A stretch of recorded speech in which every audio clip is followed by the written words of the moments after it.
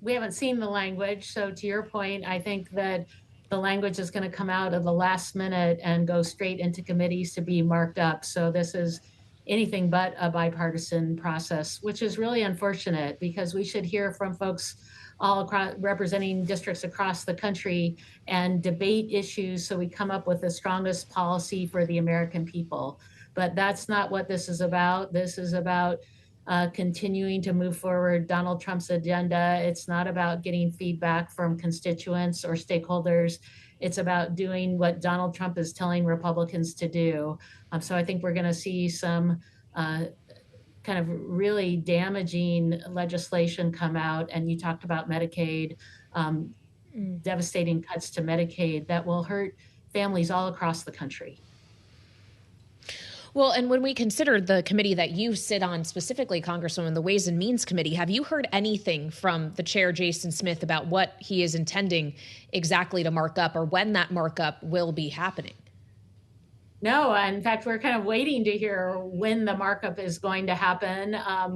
He has indicated that he might know when it's going to happen, but hasn't bothered to tell folks yet. I think they're going to try to jam things through very quickly, release a bill right before we meet in committee, kind of push that through and not really have really engage in debate.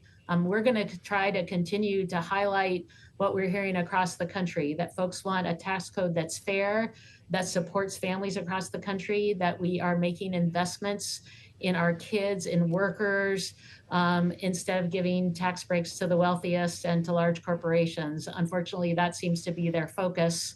And we'll see when they roll it out, but I think that's what we all expect to see.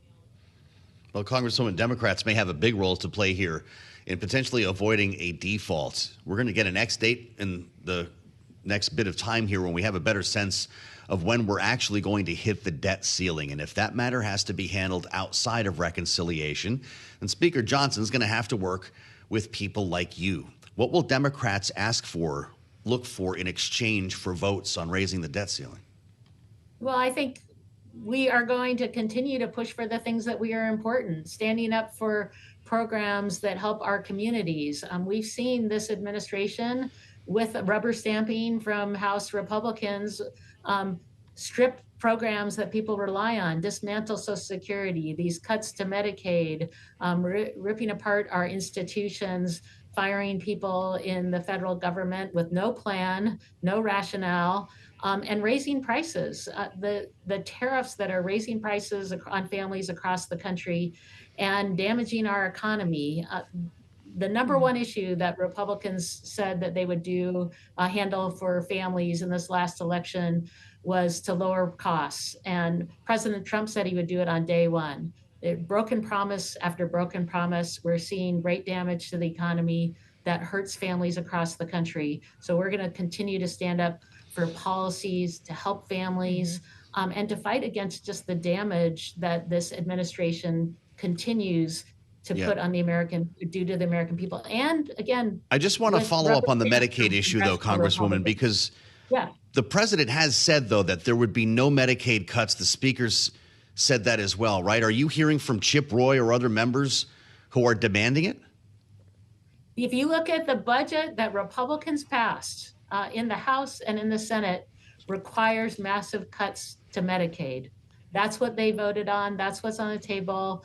And now we'll see what they put forward in this reconciliation bill. But their budget already called for massive cuts to Medicaid. If we could return, Congresswoman, to what you were just saying about the economic damage that could be done here, the greater the degree of that economic damage, does that mean the wider the map for you as you try to retake the majority next year? Well, when you listen to people across the country, you hear outrage from people across the country, and they're scared. They're scared because they see the damaging policies that this administration has put forward, attacks on programs they rely on, costs going up. And folks want people who are going to fight for them, not folks who are blindly loyal to Donald Trump. So absolutely, we have opportunities across the country. We put out our map, the districts in play, where we think we have opportunities to flip districts. It's all over the country. And as we've seen in special elections, Republicans are losing ground. And I think we still have opportunities to continue to expand our map as we look forward, because people want to see a change. They want a Congress that's going to do its job and stand up for the American people. We are a co-equal branch of government. We are not a rubber stamp for the Trump administration. So politically speaking, then, as chair of the DCCC, are Trump tariffs the best thing that happened to Democrats? Well, Trump tariffs are devastating for families. We're Politically seeing costs speaking. go up, but this is about what is right for the American people, and we're going to hold them accountable. We're going to hold them accountable for the damage that they're doing. People are outraged and they're scared. If Republicans actually held town halls in their districts and listened to their constituents, that's what they'd be hearing, and that's what we stand for. And we're going to hold them accountable and make sure that they have representatives who are going to stand up for them. Well, and when we consider the makeup of those representatives, Congresswoman, how many seats realistically do you think you could pick up in 2026? What would you count as a landslide midterm election? You know, we need 3 more seats to take back the majority. Our priority is making sure we have the gavels, that Hakeem Jeffries is Speaker Hakeem Jeffries, and we're going to fight for every seat so we have a strong majority across the country. Our districts in play, the maps where we're on offense, we have 35 districts across the country where we feel like we have opportunities, and we will continue to update that as Republicans continue to do damage. That's our focus. But job one is to make sure we have the gavels so there's a check on this president and there's a part of the federal government that is standing up for the American people. You mentioned the town halls, Congresswoman, and indeed Republicans are holding fewer of them. Are you encouraging your members to hold more as we approach Memorial Day? Well, the DCCC has been working with the DNC, with local and state officials in districts across the country to have town halls so people's stories can be heard. People want to talk about the challenges they faced when there have been cuts to the Veterans Administration. They struggle to access their veterans benefits, the struggles that they face because of tariffs and rising costs, the impact that the cuts that this administration have had on their communities.